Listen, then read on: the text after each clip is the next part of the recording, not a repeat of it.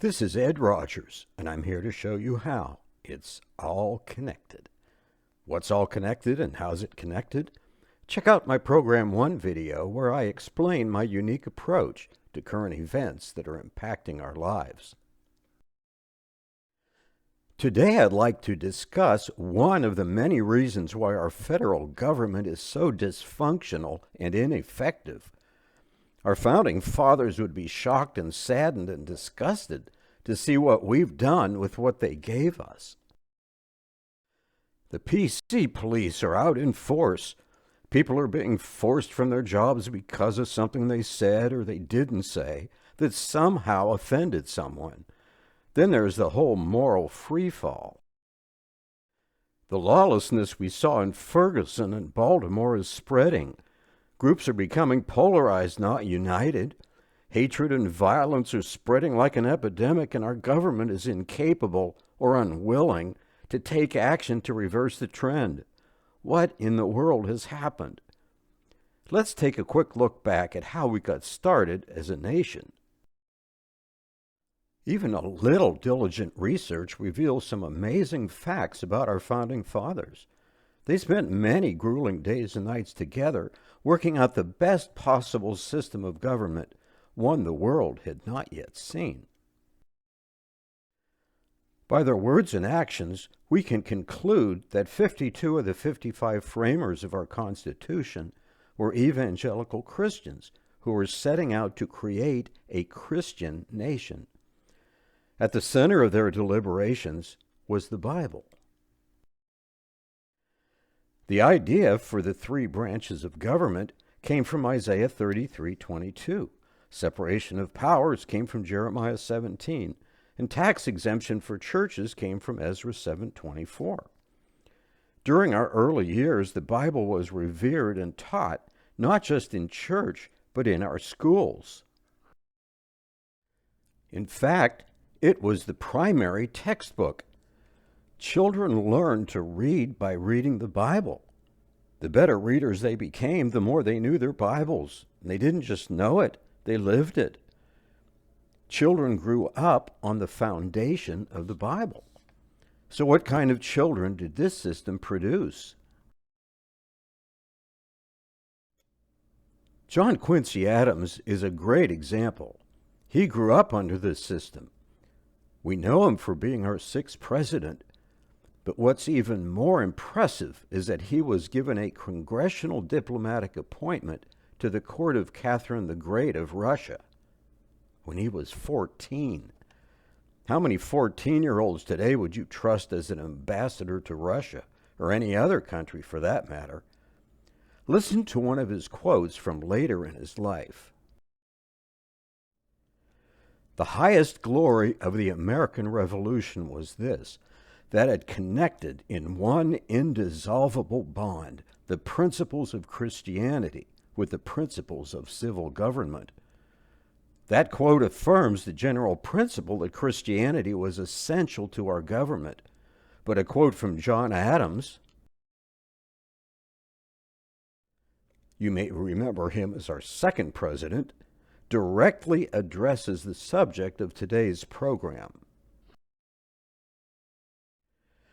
There is no government armed with power which is capable of continuing with human passion if those passions are not bridled by morality and religion. Our Constitution was made only for a moral and a religious people. It is wholly inadequate for the government of any other. This explains why our government isn't working anymore.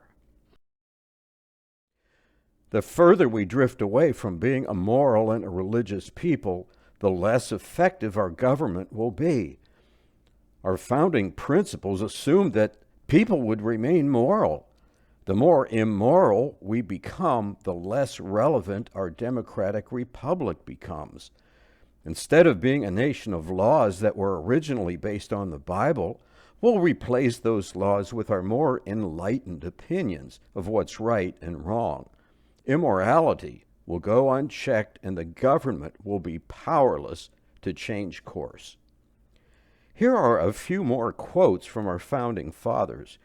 quotes that will reinforce what John Adams said and the conclusion I've reached. Listen to the words of Patrick Henry. It cannot be emphasized too strongly or too often that this great nation was founded not by religionists, but by Christians, not on religions, but on the gospel of Jesus Christ. John Jay, the original Chief Justice of the Supreme Court, once said, "Providence has given to our people the choice of their rulers, and it is the duty as well as the privilege of a Christian nation to select and prefer Christians for its rulers."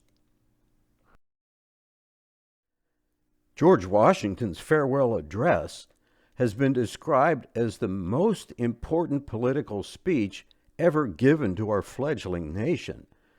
After 2 terms in office, he laid out what he felt was most important to keep going as a nation. That message included this quote: "Do not let anyone claim to be a true American if he ever tries to remove religion from politics." No wonder you won't read this address in any textbook today. I'd like to close with James Madison, our 4th president and the man most responsible for what's written in our Constitution. We've staked the whole future of America's civilization, all our political institutions, upon the capacity of each and every one of us to govern ourselves according to the 10 commandments of God. No wonder so many people today are so offended by the public displays of the 10 commandments, especially in government buildings. I've done this program simply to show that, as John Adams said, there's a direct correlation between the morality of our nation and the effectiveness of our government. It's not rocket science. Our founding fathers were intelligent men with great wisdom and foresight. We should have paid more attention to what they had to say. And lastly, to lighten things up as usual, here's my thought for today. In feudalism, it's your count that votes. In a democracy, it's your vote that counts. I'm just saying. I invite you to check out my website at edrogers.net, where you'll get a feel for who I am and what I'm offering. You'll see my books, blogs, and newsletters. Until our next program, this is Ed Rogers, showing you how. It's all connected.